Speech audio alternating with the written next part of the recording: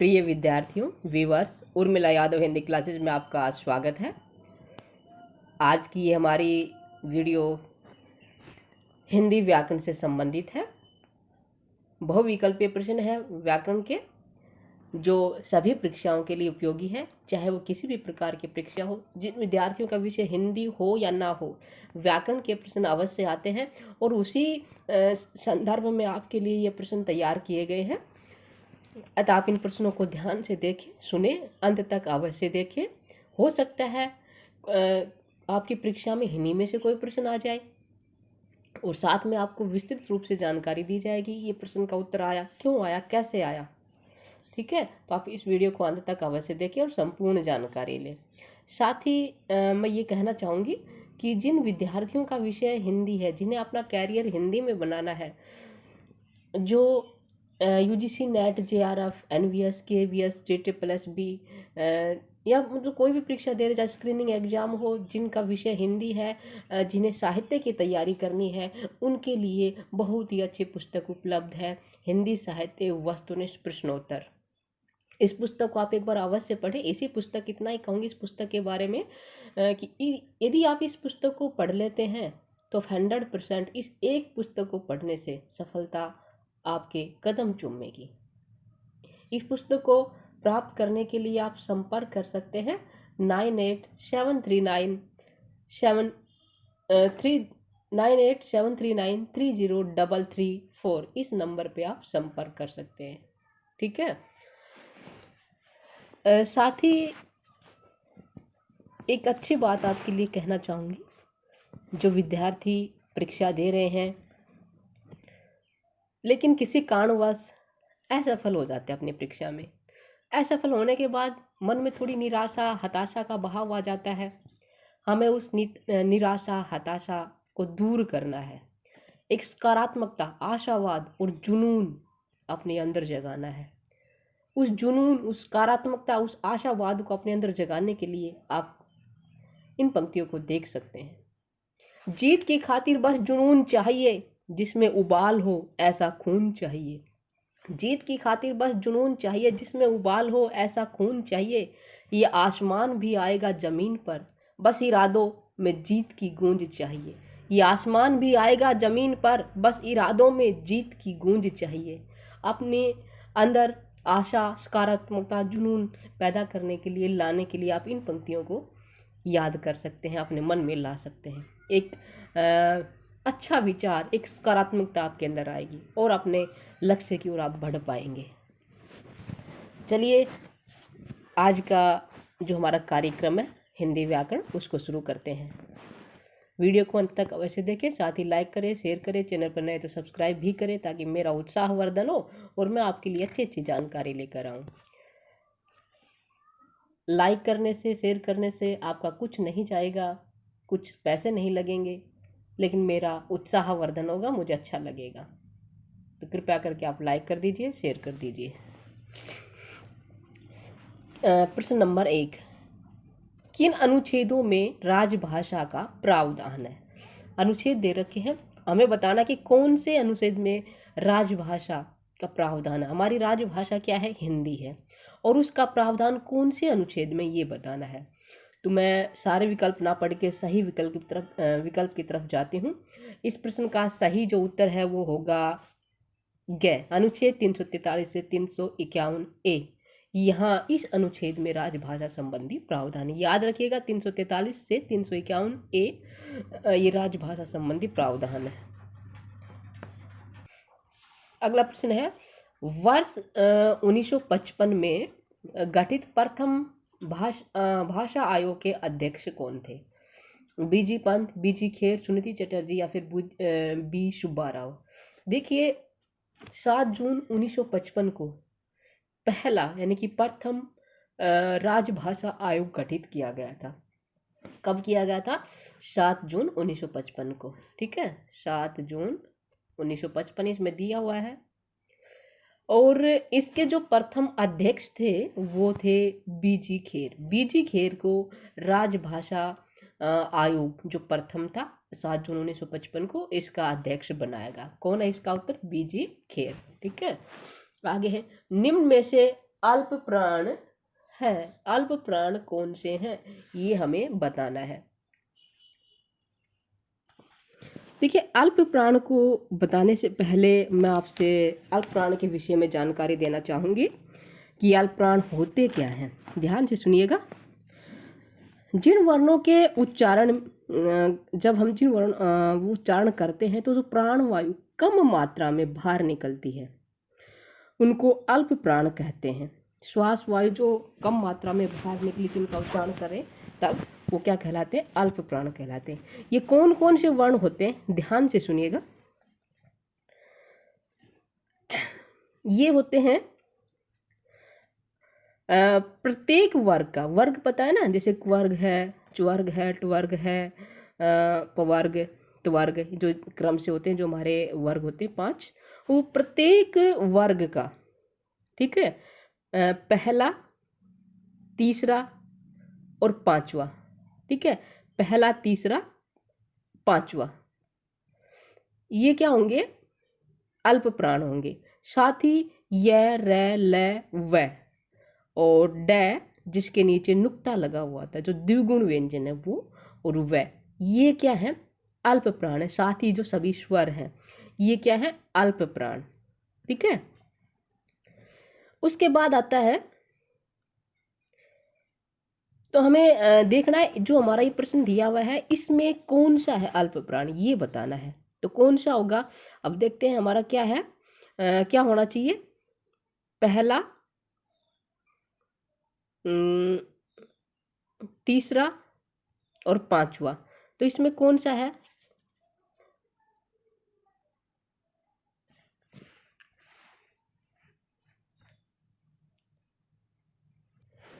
देखिए, इसका जो सही उत्तर होगा वो कै भी है और ख भी है। क्या है? कै भी है, क्योंकि जो सभी स्वर भी बताया हमने, और हमारा ख, पहला वर्ण कौन सा है? कै, और ग कौन सा वर्ण है? तीसरा। तो ये क्या हो गया? अल्प प्राण। और जब मैंने स्वर भी बताया है तो क्या है? पहला और कै और ख दोनों ही इसके सही उत्तर अल्प प्राण है। अगला प्रश्न है, हिंदी वर्णमाला में अयोगवाह वर्ण कौन से हैं?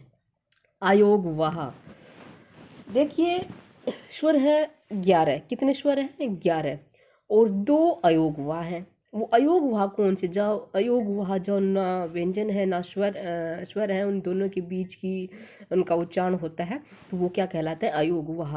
और ये इनकी संख्या कितनी है? 2 है। ये मैं आपको बता दूं कौन कौन से हैं ये। अंग और अह, ये क्या है? 2 अयोगवाह। जो हमारा सही उत्तर होगा घ, अंग और अह, ये 2 अयोगवाह हैं। अगला है, क, ख, ज, फ ध्वनियाँ किसकी हैं? इनके नीचे देखिए नुक्ता लगा हुआ होना चाहिए। नुक्ता, नुक्ता पता है ना, जैसे हमने क्या लिखा, यहाँ पे हमने नीचे बिंदी लगा, जिसको क्या बोलते हैं? नुक्ता।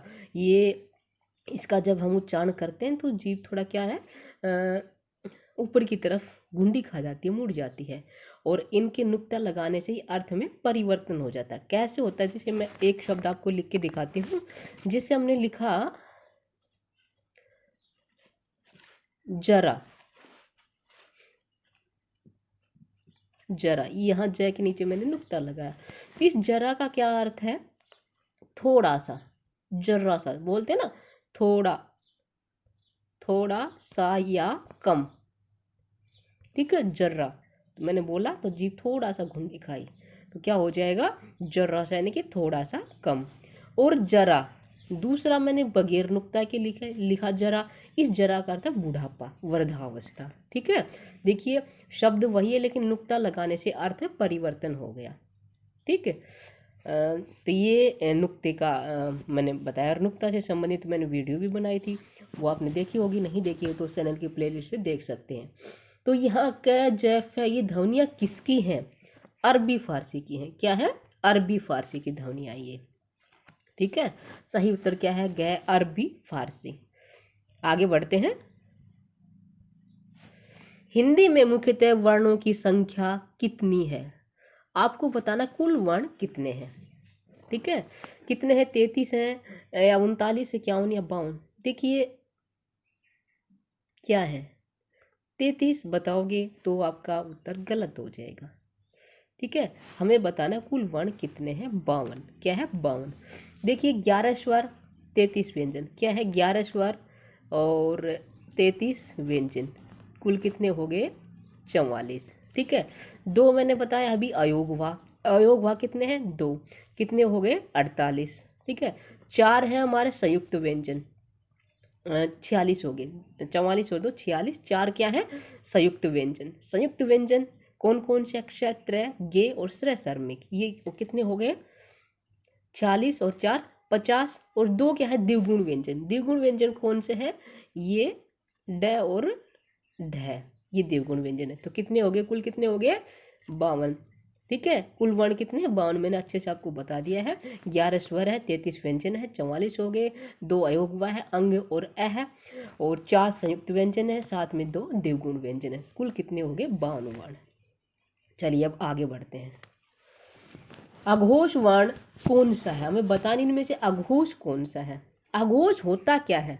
अघोष यानी कि जिन वर्णों के उच्चारण में किसी प्रकार की कोई गूंज, नाद उत्पन्न ना हो, वो क्या होते हैं? अघोष। ठीक है। घोष, गूंज उत्पन्न ना हो, जिनका उच्चारण करें तब, वो क्या होंगे? अघोष।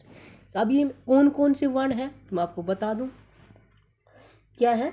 जो हमारे वर्ग हैं, प्रत्येक वर्ग का पहला दूसरा वर्ण, यानी कि कैक है, चैच है। ठीक है। प्रत्येक वर्ग का पहला और दूसरा वर्ण, और साथ में जो ऊष्म व्यंजन है हमारे, श, तालव्य श, मूर्धन्य श और दंत्य श, ये क्या है? अघोष वर्ण है। क्या है? अघोष वर्ण। इनको ध्यान रखिएगा। प्रत्येक वर्ग का पहला दूसरा वर्ण, साथ में मूर्धन्य से, तालव्य से, मूर्धन्य से और दंत्य से। तो इस हिसाब से कौन सा वर्ण होगा इसमें, देखते हैं कौन सा होगा।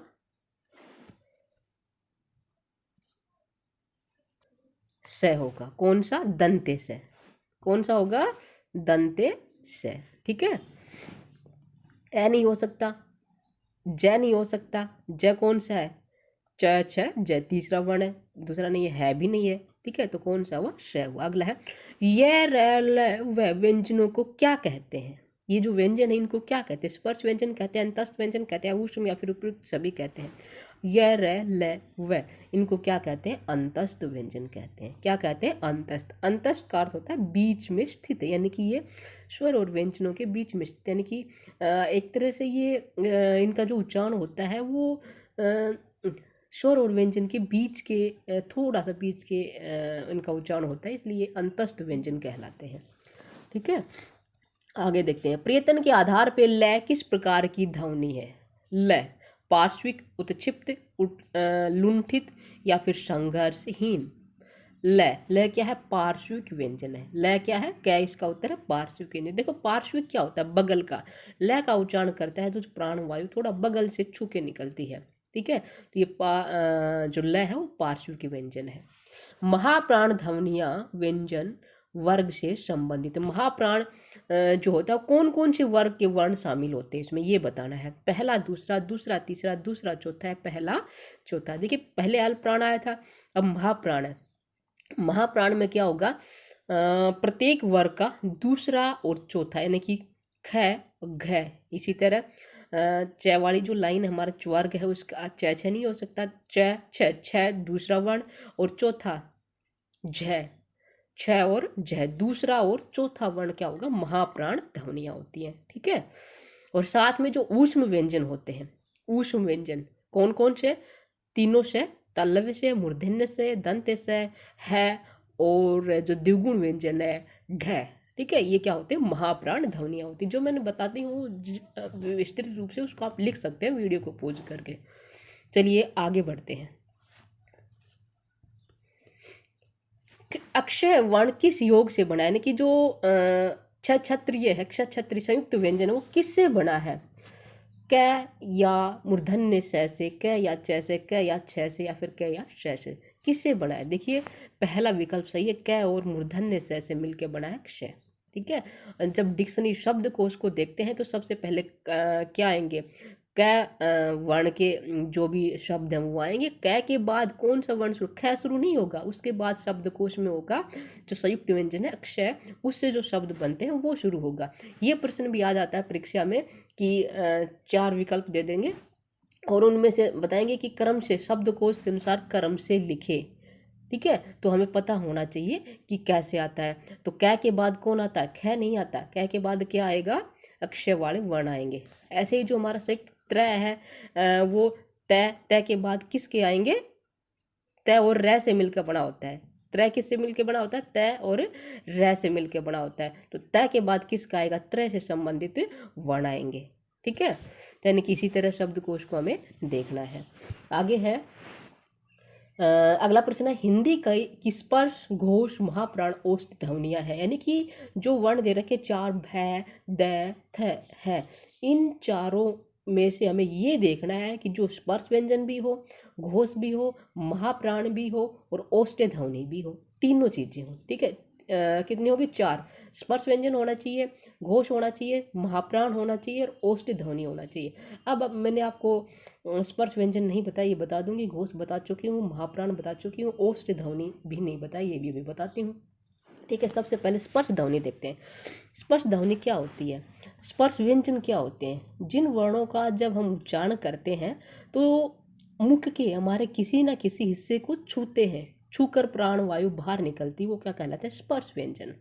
और ये देखिए, स्पर्श व्यंजन क्या होते हैं, उच्चारण कहाँ से होता है, कैसे होता है, वर्ण विचार की वीडियो बहुत ही अच्छे से, बहुत अच्छी क्लियर रूप से समझा रखी है, उसको आप चैनल की प्लेलिस्ट से देख सकते हैं।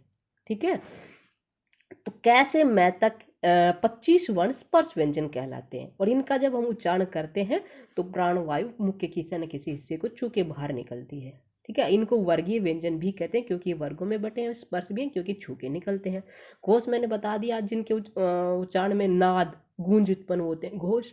महाप्राण बता दिया, और साथ ही ओष्ठ ध्वनियाँ, जिनका उच्चारण स्थान जो हमारा ओष्ठ, वो क्या होती है? ओष्ठ ध्वनियाँ, जैसे कि प, फ, ब, भ, म, ये क्या है? ओष्ठ ध्वनियाँ।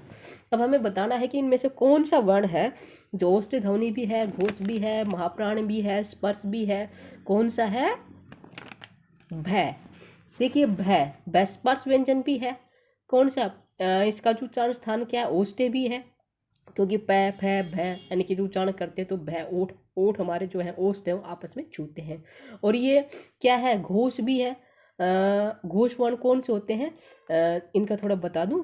प्रत्येक वर्ग का तीसरा, चौथा, पांचवा वर्ण।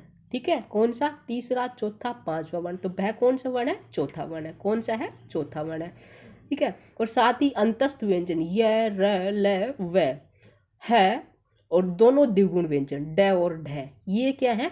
घोष ध्वनियाँ है। लिख लीजिएगा, प्रत्येक वर्ग का कौन सा है, मैं लिख दूं, 3, 4, 5, यानी कि तीसरा, चौथा, पांचवा वर्ण। साथ ही अंतस्थ व्यंजन कौन से हैं? ये, र, ल, व। साथ में द्विगुण व्यंजन, द्विगुण व्यंजन मैंने अभी बताया था ये। तो ये क्या है? घोष ध्वनियाँ है। ठीक है, तो ये भय अब आपको देखना है कौन सा वर्ण है। चौथा वर्ण है, घोष हो गया, महाप्राण भी है। ठीक है, और ओष्ठ ध्वनि भी है, स्पर्श भी है। सही उत्तर क्या है? क। अगला प्रश्न है, हिंदी की शय ध्वनि कौन सी? इसको हम पहले ही बता चुके हैं। जो शय का आ चुका था हमारा, तालव्य शय, मूर्धन्य शय, दंत शय, जो ये हमारा क्या है? तालव्य शय। ख उत्तर इसका सही होगा। आगे है श, स, है, कौन से व्यंजन कहलाते हैं? ये कहलाते हैं प्रकंपी। प्रकंपी व्यंजन होता है जिसका उच्चारण करते हैं हम तो एक जिह्वा में कंपन सा पैदा हो, तो वो क्या होता है? र।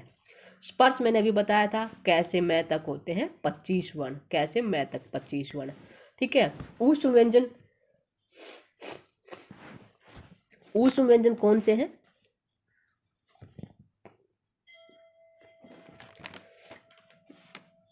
यही है। ठीक है, संघर्षी, जिनमें संघर्ष उत्पन्न हो, तो ये ऊष्म भी है और साथ में संघर्षी व्यंजन भी है। क्या है? ऊष्म भी है, साथ में संघर्षी व्यंजन भी कहलाते हैं। ठीक है, कौन सा? घ विकल्प इसका सही होगा। अगला है, सिंह शब्द का तत्सम रूप क्या है? सिंह का तत्सम रूप बताना है तो क्या होगा? श्रृंग होगा। क्या होगा? श्रृंग। देखिए ये श्रृंग 2 बार लिखा हुआ है, दोनों ही सही हैं। ये थोड़ा लिखने में टाइपिंग इसकी इसी तरह हुई थी, इसको इस तरह लिखेंगे श्रृंग। क्या क्या सींग का जो सही शुद्ध वर्ण है वो क्या है, सींग, श्रृंग। आगे बढ़ते हैं। प्रिय का तद्भव क्या है? अब हमें क्या बताना, तद्भव। तत्सम क्या होता है, जो संस्कृत से हिंदी में जो के त्यों आए वो होते हैं तत्सम, और तद्भव क्या होते हैं, जो बिगड़ के आए हैं। तो प्रिय का तद्भव क्या है, पिया। सही उत्तर क्या है, पिया। निम्नलिखित शब्दों में से कौन सा तत्सम शब्द नहीं है? अब की बार क्या बताएं, तत्सम नहीं है कि तद्भव है। कुसुम, भूसिका, वंश, नेह, इन चारों में से नेह जो शब्द है वो तत्सम नहीं है, तद्भव है। कुसुम, भूसिका, वंश ये तीनों शब्द क्या है, तत्सम है। अगला है निम्नलिखित में से कौन सा तद्भव है? अब की बार क्या है, तद्भव बताना है। स्कंद, कपोत, ईर्ष्या, हल्दी। स्कंद तत्सम है, कपोत भी तत्सम है, ईर्ष्या भी तत्सम है। हल्दी, ये हल्दी क्या है, तद्भव शब्द है। और हल्दी का तत्सम क्या होगा, हरिद्रा। क्या होगा, हरिद्रा। अगला है निम्नलिखित में से कौन सा शब्द तत्सम है? सांप, चिन्ह, वीणा, विस्मय। सांप, चिन्ह, वीणा है ये, सांप, चिन्ह, वीणा और विस्मय। तो तत्सम बताना ये क्या होगा, विस्मय। विस्मय शब्द क्या है, यहाँ पे तत्सम है। गृध्र शब्द का तद्भव रूप क्या है? गृध्र का तद्भव रूप क्या होगा, गिद्ध। क्या होगा, गिद्ध। घ विकल्प सही है। आगे बढ़ते हैं, है ना अच्छे प्रश्न? कमेंट करके बताइएगा कैसे लगे आपको ये सभी प्रश्न, समझ में आ रहे हैं या नहीं आ रहे हैं। गेहूं शब्द का तत्सम है, गेहूं। गोधूम, गोहूं, गोहुन, गोधूम। देखिए गोधूम 2 बार लिखा हुआ है कै और घै विकल्प में। अब आपको देखना कौन सा करोगे, यहाँ कंफ्यूज हो जाओगे, लेकिन हमें कंफ्यूज नहीं होना। क्या करना है, गोधूम लिखना है, धूम बड़ा आएगा, गोधूम, धू क्या होगा, बड़ा होगा। गोबर का तत्सम रूप क्या है? गोबर, गोबर जानते हो ना क्या होता है। देखिए ऐसे शब्द भी आ जाते हैं और बहुत बार आते हैं। गोबर का तत्सम रूप क्या होगा, ख विकल्प सही है, गोविष्ट। ठीक है, गोविष्ट।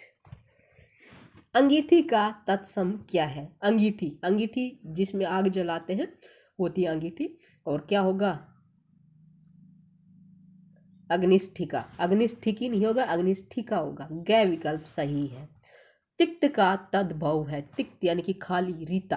ठीक है, तो इसका क्या होगा, तीखा, तिक्ता, तिखन नहीं होगा, तीता होगा। क्या होगा, क्या विकल्प सही है। खाट का तत्सम रूप क्या है? खाट, खाट का तत्सम रूप ये बताना है हमें। खाट का तत्सम क्या होगा,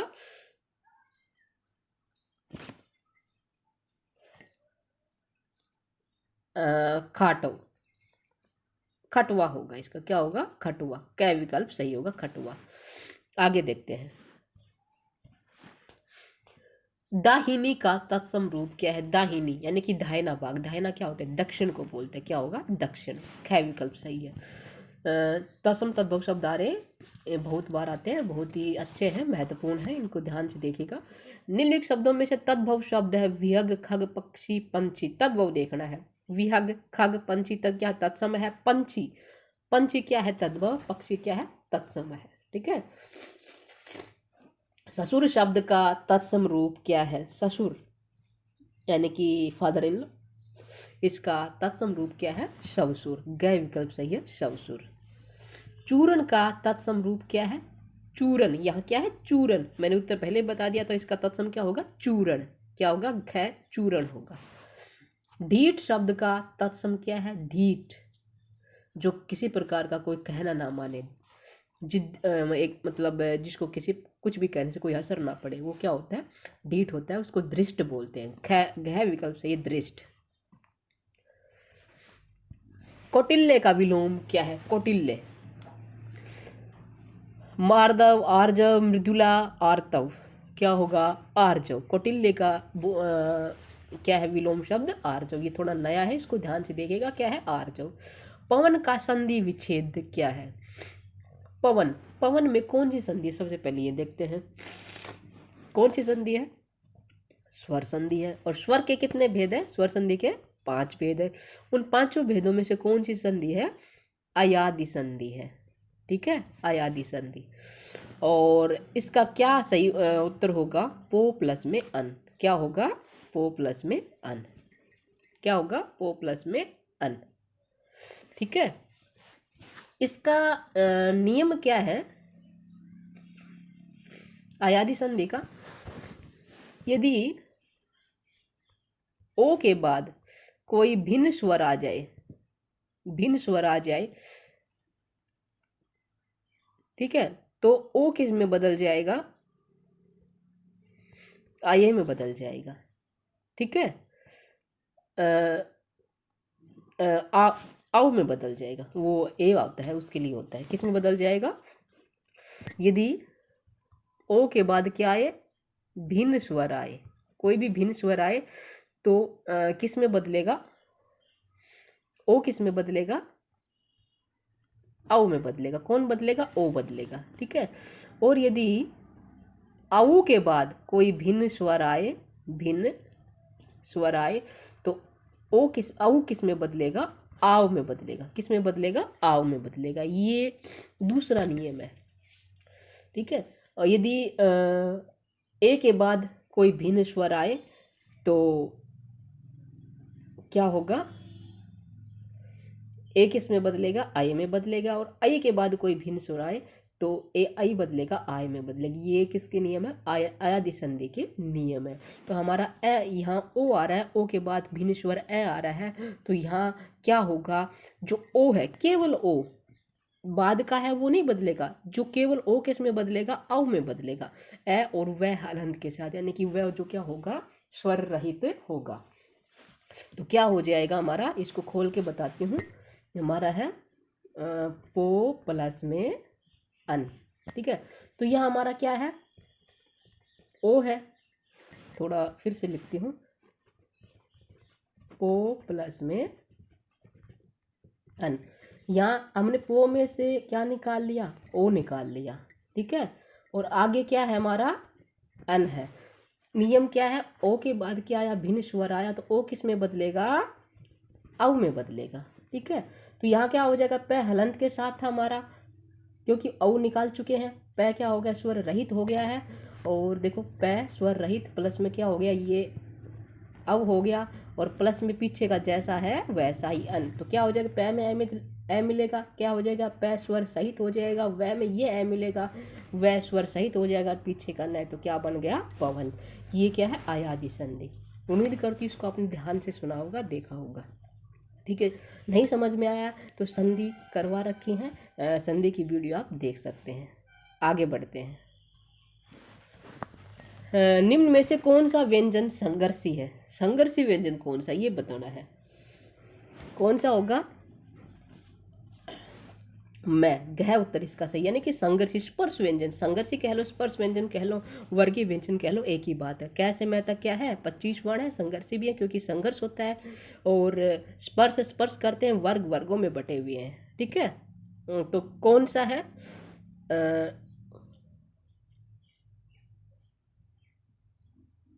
मैं। ठीक है,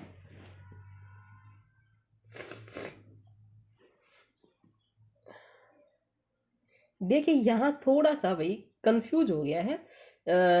जैठ है, मैं और है, ये क्या है? सारे संघर्षी हैं, स्पर्श व्यंजन है। तो यहाँ जो है वो क्या है? ऊष्म व्यंजन है। क्या है? ऊष्म व्यंजन। इसका सही उत्तर क्या होगा? है। क्या है? गै विकल्प सही है। कौन सा इसका सही उत्तर है? गै विकल्प सही है। संघर्ष यानी कि ऊष्म संघर्षी व्यंजन है। ऊष्म संघर्षी व्यंजन है। मैं नहीं होगा। मैं क्या है? स्पर्श व्यंजन है, वर्गीय व्यंजन है। ठीक है, सही उत्तर क्या है? 33 का है। आगे है, निर्धन में कौन सी संधि है? निर्धन विसर्ग संधि है। नि ही प्लस में धन, नि ही प्लस में धन, इसमें क्या हो जाएगा? विसर्ग र में परिवर्तित हो जाएंगे। आगे है, शब्द निर्माण की दृष्टि से धातु के कितने रूप है? इसका सही उत्तर है 2 रूप होते शब्द निर्माण की दृष्टि से धातु के। आगे बढ़ते हैं। मैं खाना खा चुका था, इस वाक्य में कौन सा भूतकालिक भेद है? मैं खाना खा चुका था, भूतकाल बताना है, कार्य पूर्ण हो चुका है, तो क्या हो जाएगा? पूर्ण भूत हो जाएगा। ठीक है, रामायण संधि विच्छेद क्या होगा? राम प्लस में आयन, राम प्लस में आयन नहीं होगा, राम प्लस में अयन होगा। यह अपवाद है, न का अण हो जाएगा और मैं का क्या हो जाएगा? आ हो जाएगा। ए है लेकिन फिर भी क्या होगा? आ। राम प्लस में आयन सही, बिल्कुल सही है, शुद्ध है ये, राम प्लस में आयन। वह अगले साल आएगा, इस वाक्य में कौन सा कारक है? अपादान, संबंध, अधिकरण, कर्म, यानी कि तत्पुरुष है कारक। ठीक है, कौन सा कारक, तत्पुरुष का कौन सा भेद ये बताना है। वह अगले साल में आएगा। ठीक है, को आएगा नहीं होता, अगले साल में आएगा। तो में कौन सी विभक्ति में लगता है, कौन से कारक की विभक्ति में लगता है? अधिकरण कारक की विभक्ति में लगता है। तो यहाँ क्या होगा? अधिकरण कारक। सही विकल्प क्या है? अधिकरण कारक, अगले साल में आएगा। बहुव्रीहि समास का उदाहरण कौन सा? पंचवटी, करोड़पति, चतुर्भुज, चरण, कमल। देखिए पंचवटी 5 वटों का समूह या 5 वटों का समाहार द्विगु समास हो जाए। करोड़पति, करोड़ का पति, संबंध तत्पुरुष। चरण कमल, कमल रूपी चरण, ये क्या हो जाए? उपमेय और उपमान है, कर्मधारय समास हो। चतुर्भुज, 4 भुजाएं हैं जिसके, यानी कि ब्रह्मा, ये क्या होगा? बहुव्रीहि समास। तीसरा पद प्रधान है चतुर्भुज में। खिड़की किस प्रकार का शब्द है? खिड़की ये क्या है? देशज शब्द है। क्या है? देशज। आगे बढ़ते हैं। अक्ल का दुश्मन मुहावरे का क्या अर्थ है? अकल का दुश्मन मित्र, महामंडित, महामूर्ख, शत्रु। अकल का दुश्मन महामूर्ख। क्या है? महामूर्ख। गुरुदेव शब्द में कौन सा समास है? देव के समान गुरु। विग्रह क्या होगा? देव के समान गुरु। क्या हो जाएगा? कर्मधारय समास। क्या हो जाएगा? कर्मधारय समास। जय पराजय में कौन सा समास है? जय पराजय, जय और पराजय, जय और पराजय। क्या हो जाएगा? दोनों पद प्रधान हो जिस समास में कौन सा होता है? द्वंद्व समास होता है। जिस समास में दोनों पद प्रधान हो, ना पहला प्रधान हो ना दूसरा, नहीं बल्कि दोनों बराबर के हुआ होता है द्वंद्व समास। आगे है वाग जाल का संधि विच्छेद क्या होगा? वाग जाल, ध्यान से देखिएगा इनको। पहला विकल्प सही है, वाक प्लस में जाल। व्यंजन संधि है। यदि किसी भी वर्ण के प्रथम वर्ण के बाद किसी भी वर्ण का तीसरा चौथा वर्ण आ जाए या ये है आ जाए तो प्रथम वर्ण अपने ही वर्ग के तीसरे वर्ण में परिवर्तित हो जाता है। ये व्यंजन संधि का पहला नियम है। तो वाक प्लस में जाल होगा। कै के बाद प्रथम वर्ण के बाद क्या आया? जय आया। जय कौन सा वर्ण है? तीसरा वर्ण है। तो कै किस में बदल जाएगा? अपने ही वर्ग के तीसरे वर्ण में। कै का तीसरा वर्ण कौन सा? गै। तो क्या हो जाएगा? वाग जाल। ठीक है, अगला है चिकना घड़ा होना मुहावरे का क्या अर्थ है? चिकना घड़ा होना, निर्लज्ज होना। क्या है? निर्लज्ज होना। आगे बढ़ते हैं। जिसे बुढ़ापा न आए वाक्यांश के लिए एक शब्द कौन सा है? निर्जर, निर्जर, निर्झर, अजर, अमर। जिसे बुढ़ापा कभी न आए वो क्या होता है? क्या होता है? पता है तो आप बता सकते हैं। अजर। क्या होगा? अजर। गै विकल्प सही है, अजर। हवन में जलाने के लिए लकड़ी के लिए शुद्ध शब्द है। जब हवन करते हैं तो उसके लिए लकड़ी लेते हैं, हम उस लकड़ी को क्या बोलते हैं? लकड़ी नहीं बोलेंगे उससे, हम उसको क्या बोलेंगे? हवन सामग्री बोलेंगे, वन कास्ट बोलेंगे, या शुष्क कास्ट बोलेंगे, या समीधा। क्या बोलते हैं? समीधा। याद रखिएगा, हवन करते हैं तो उस समय लकड़ी का लकड़ी मत बोलिएगा, बहुत ही अशुभ होता है लकड़ी बोलना। वहाँ क्या होगा? समीधा। सोना का पर्यायवाची शब्द नहीं है। हाटक, होम, जात, रूप, उरोज। ये पहले भी प्रश्न आ चुका है, मैं आपको बता चुकी हूँ कौन कौन से पर्यायवाची हैं सोने के। हाटक है, ये भी है, होम भी है, जात रूप भी है, उरोज। ये उरोज नहीं है। उरोज क्या होता है? वक्ष के लिए होता है, स्तन के लिए होता है। ठीक है। अमर शब्द का विलोम है। अमर क्या होगा? घ विकल्प सही है, मृत्य। देशभक्ति किस तत्पुरुष समास का उदाहरण है? देशभक्ति तत्पुरुष समास है, ये दे रखा है। कौन सा तत्पुरुष है? विग्रह क्या करेंगे इसका? देशभक्ति, देश के लिए भक्ति, के लिए भक्ति है। तो के लिए कौन से कारक में विभक्ति आती है? संप्रदान कारक में। के लिए, के वास्ते, के हेतु, के निमित्त। ठीक है, तो वो संप्रदान कारक होता है। देशभक्ति में कौन सा कारक होगा? कौन सा समास होगा? संप्रदान तत्पुरुष। ठीक है, आज के प्रश्न यहीं समाप्त होते हैं। उम्मीद करती हूँ सभी प्रश्न आपको अच्छे लगे होंगे, समझ में आए होंगे। आप अवश्य बताइएगा ये प्रश्न कैसे लगे, समझ में आए या नहीं आए। क्या आगे भी हम इसी तरह के प्रश्न और इतने ही ज़्यादा संख्या में प्रश्न लेके आएँ? कमेंट करके अवश्य बताइएगा। फिर मिलेंगे नए प्रश्नों के साथ, नए विषय के साथ। आपका दिन शुभ हो।